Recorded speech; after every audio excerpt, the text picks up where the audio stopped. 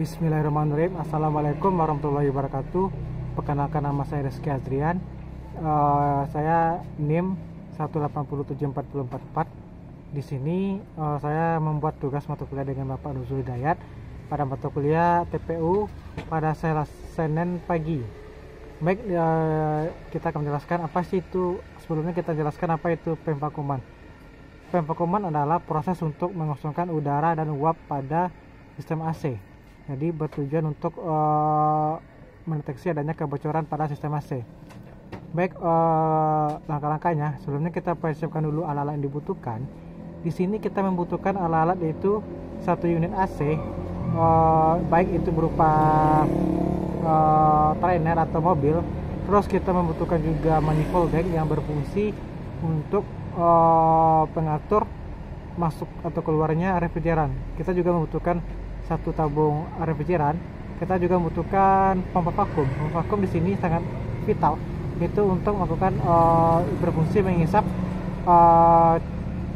udara dan uap pada sistem AC.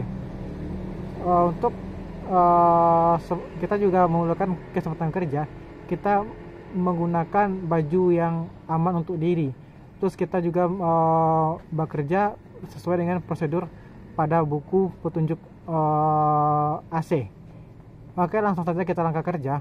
Pertama, kita pastikan manifold dalam keadaan terkunci.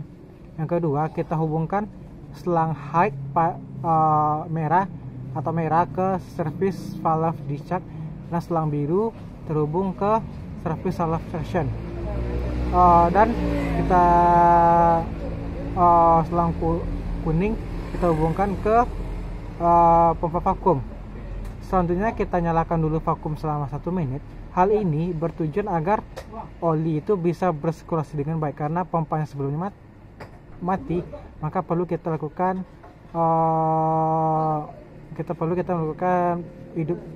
penghidupan agar olinya berjalan.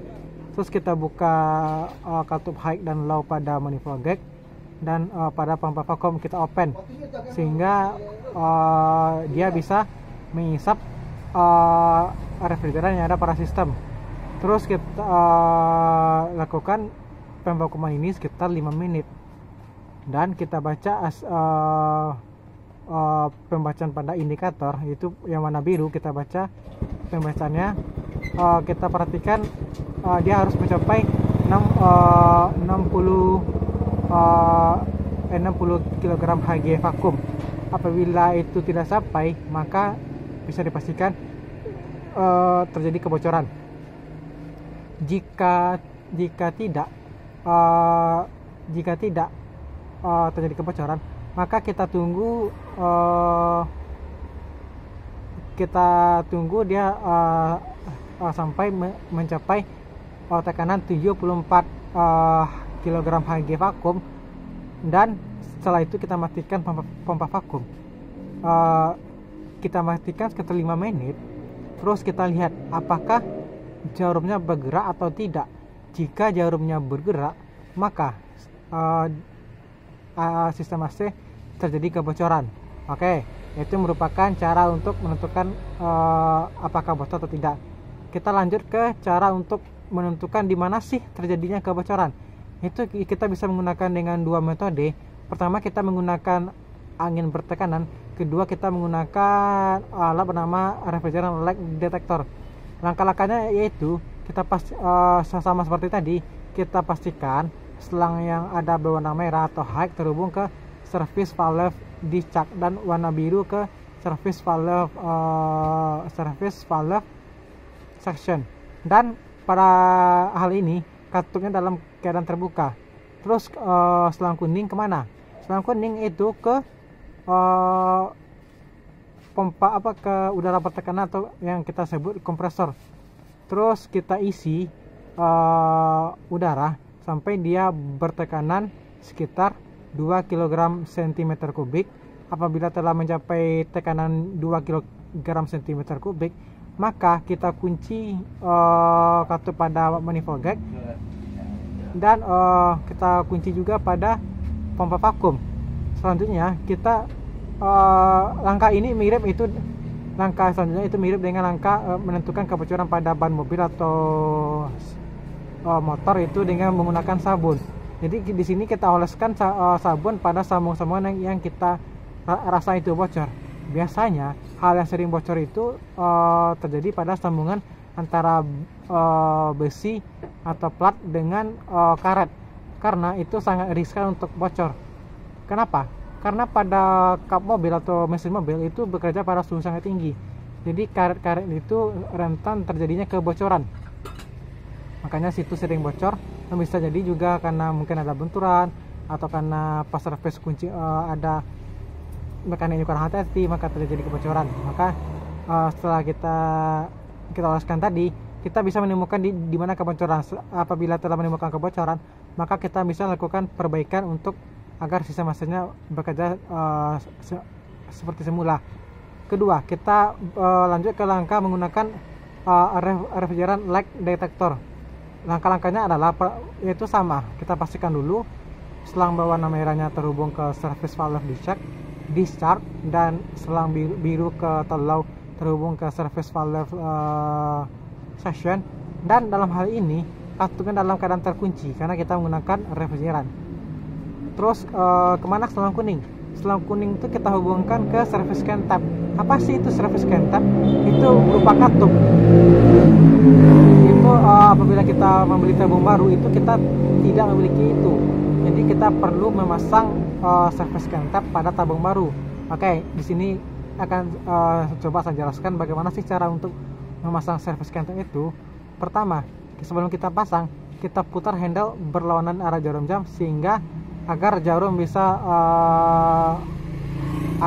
agar jarum tertarik penuh ke atas. Kedua, putar disk berlawanan arah jarum jam sehingga jarum